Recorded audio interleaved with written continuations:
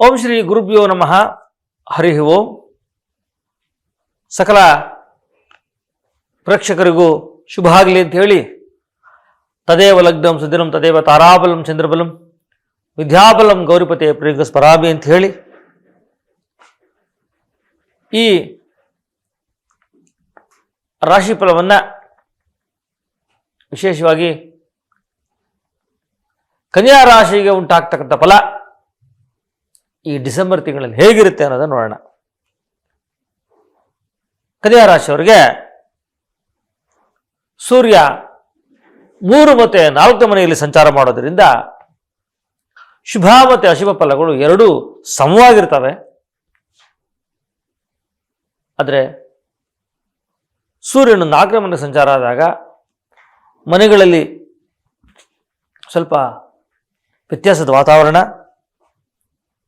ಗುರು 10ನೇ ಮನೆಯಲ್ಲಿ ಸಂಚಾರ ಆಗ್ತಾನೆ. ಅದು ಅಂಥ ಶುಭದ ವಾತಾವರಣ ಏನಲ್ಲ. 10ನೇ ಮನೆಯಲ್ಲಿ ಗುರು ಏನು ಶುಭವನ್ನು ಸೂಚಿಸ್ತಕ್ಕಂಥದ್ದಿಲ್ಲ. ಅಲ್ಲಿ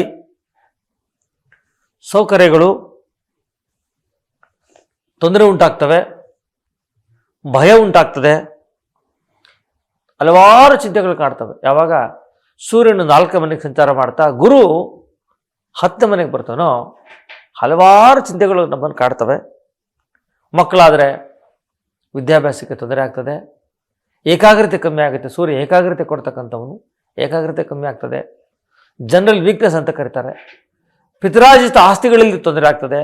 ಸೂರ್ಯ ಪಿತರಾರ್ಜಿತ ಆಸ್ತಿ ಕಾರಕ, ನೇಮ್ ಅಂಡ್ ಫೇಮ್ ಕಾರಕ. ಯಾರ ಸೂರ್ಯನನ್ನು ಹೆಸರು ಮತ್ತು ಕೀರ್ತಿ ಅಂತ ಕರಿತೀವಿ, ಅಧಿಕಾರ ಗ್ರಹ ಅಂತೀವಿ. ಯಾವಾಗ ಸೂರ್ಯ 4ನೇ ಮನೆಯಲ್ಲೂ ಗುರು 10ರಲ್ಲಿ ಹೋಗ್ತಾನೋ ಅಧಿಕಾರಕ್ಕೆ ಭಂಗ ಉಂಟಾಗ್ತದೆ.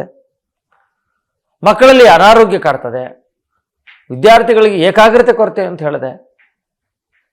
ಇನ್ನು ವೈದ್ಯರಿಗಂತೂ ಸಂಕಷ್ಟ, ಅವರ ವೃತ್ತಿಗಳಲ್ಲಿ ಅವರಿಗೆ ಚಿಂತೆ ಕಾಡ್ತದೆ. ಅನಂತರ ಜೀವಕ ಅಪಾಯ ಅಂತ ಕರೀತಾರೆ. ಆ ಕನ್ಯಾ ರಾಶಿಯವರಿಗೆ ಜೀವಕ ಅಪಾಯ ಇರೋದ್ರಿಂದ ಅವರು ತಗೊಳ್ತಕ್ಕಂಥ ಔಷಧಿಗಳ ಕಡೆ ಗಮನ ಇರಬೇಕು. ಯಾವುದಾದ್ರು ಚಟಗಳಿಗೆ ಬಲಿಯಾಗಿದ್ದರೆ ಅವರು ದೇವರ ಮೊರೆ ಹೋಗಬೇಕು, ನೀಲಾಸೂಕ್ತವನ್ನು ಕೇಳಬೇಕು. ಹಾಗೆಯೇ ಆ ಕನ್ಯಾ ರಾಶಿಯವರು 10ನೇ ಮನೆಗೆ ಗುರು ಸಂಚಾರ ಆಗ್ತಾ ಇರೋದ್ರಿಂದ ಕೋರ್ಟ್ ಕೇಸ್ ವ್ಯವಹಾರಗಳಿಂದ ಮುಂದೂಡಬೇಕು. ಡೈವರ್ಸ್ ಅಪ್ಲೈ ಆಗಿದ್ದರೆ ಅದರ ಮುಂದೆ ಮುಂದೂಡಬೇಕು. ವೈವಾಹಿಕ ಜೀವನದಲ್ಲಿ ಸುಖ ಇರಲ್ಲ, ಅಪವಾದ ಬರುತ್ತೆ, ಕೆಟ್ಟ ಹೆಸರು ಬರುತ್ತೆ. ಯಾರನ್ನು ಕೂಡ ನಿಷ್ಠುರ ಮಾಡ್ಕೊಂಡೆ ಮುಂದಕ್ಕೆ ಹೋಗಬೇಕು. ಇನ್ನು ನಿದ್ರಾಹೀನತೆ ಉಂಟಾಗ್ತದೆ. ಸಮಯಕ್ಕೆ ಸರಿಯಾಗಿ ಆಹಾರ ವಿಹಾರಗಳನ್ನು ತಗೋಬೇಕು. ಗುರು ಅತಿಯಾದ ಖರ್ಚನ್ನು ತಂದುಕೊಡ್ತಾನೆ. 10ನೇ ಮನೆಯಲ್ಲಿ ಗುರು ಸಂಚಾರ ಆದಾಗ ಅತಿಯಾದ ಖರ್ಚು. ಸೂರ್ಯ 4ನೇ ಮನೆಗೆ ಸಂಚಾರ ಆಗುವಾಗ ಮನೆಯಲ್ಲಿ ಗೃಹದ ಕಲಹ, ತಂದೆ ತಾಯಿಗಳಿಗೆ ಅನಾರೋಗ್ಯ, ಪಿತೃರಾಜಿತ ಆಸ್ತಿಯಲ್ಲಿ ತಾಪತ್ರೆ, ಸರ್ಕಾರದ ಭಯ. ಸೂರ್ಯ ಅಂದರೆ ಸರ್ಕಾರ, ಟ್ಯಾಕ್ಸ್ ದಂಡ, ವೃಥಾ ದಂಡ ಕಟ್ಟಬೇಕಾಗ್ತದೆ.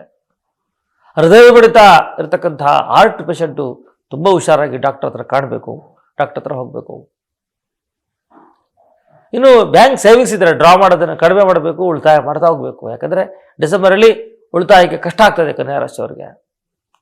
ಇನ್ನು ಅದೇ ಗುರು 10ನೇ ಮನೆಗೆ ಸಂಚಾರ ಮಾಡುವಾಗ ಕಫ ಸಂಬಂಧಪಟ್ಟಾಗೆ ದೇಹದ ಶ್ವಾಸಕೋಶ ಅಂತ ಕರಿತೀವಿ.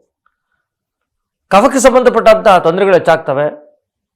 ದೇಹದಲ್ಲಿ ರಕ್ತದ ದೋಷ ಉಂಟಾಗ್ತದೆ, ಜ್ಞಾನದ ಕೊರತೆ ಉಂಟಾಗ್ತದೆ, ಸಂತಾನದ ಚಿಂತೆ ಹೆಚ್ಚಾಗ್ತದೆ. ಇನ್ನು ಆರೋಗ್ಯ ಕೆಟ್ಟದೆ. ಯಾಕಂದರೆ ಸೂರ್ಯನು 4ನೇ ಮನೆಯಲ್ಲೂ ಗುರು 10ನೇ ಮನೆಗೆ, ಅದು ಅಂತಹ ಶುಭ ಅಲ್ಲ ಅದು. ಆದ್ದರಿಂದ ಇವರು ಗ್ರಹ ಶಾಂತಿಯನ್ನು ಮಾಡ್ಕೋಬೇಕು. ಸೂರ್ಯನ ಪ್ರೀತ್ಯರ್ಥವಾಗಿ ಸೂರ್ಯಗ್ರಹ ಶಾಂತಿ ಆಗಲಿ. ಸಪ್ತಮದ ಶನಿ ಸಂಚಾರ ಇರೋದ್ರಿಂದ ಒಂದು ಶನಿ ಶಾಂತಿ ಆಗಲಿ. 10ನೇ ಮನೆಗೆ ಗುರುಬಲ ಇದ್ದಿರೋ ಕಾರಣ ಗುರು ಶಾಂತಿಯನ್ನು ಮಾಡ್ಕೋಬೇಕು. ಗುರು, ಶನಿ, ಸೂರ್ಯ ಈ 3 ಗ್ರಹ ಶಾಂತಿ ಆಗಬೇಕು.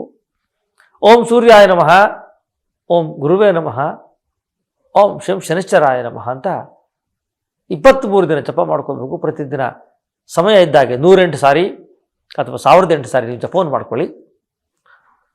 ಇಲ್ಲಿ ಸ್ಪೆಷಲ್ ಏನಂದರೆ, ಕನ್ಯಾ ರಾಶಿಯವರು ಭೂ ವ್ಯವಹಾರದಲ್ಲಿ ಕೈ ಹಾಕಬೇಡಿ. ಭೂ ವ್ಯವಹಾರದ ಪತ್ರಗಳನ್ನು ಸರಿಯಾಗಿ ನೋಡ್ಕೊಳ್ಳಿ. ಆ 4ನೇ ಮನೆ ಗೃಹ ಅಂತ ಕರೀತಾರೆ. ಕಂಟಕ ಅಂತ ಕರೀತಾರೆ. ದೂರ ಪ್ರಯಾಣವನ್ನು ಕೈಗೊಳ್ಳಬೇಡಿ. ಹಣಕಾಸನ್ನು ಯಾರಿಗಾದ್ರೂ ಕೊಡಬೇಕಾದ್ರೆ ಕೊಟ್ಟುಬಿಡಿ ಬೇಗ.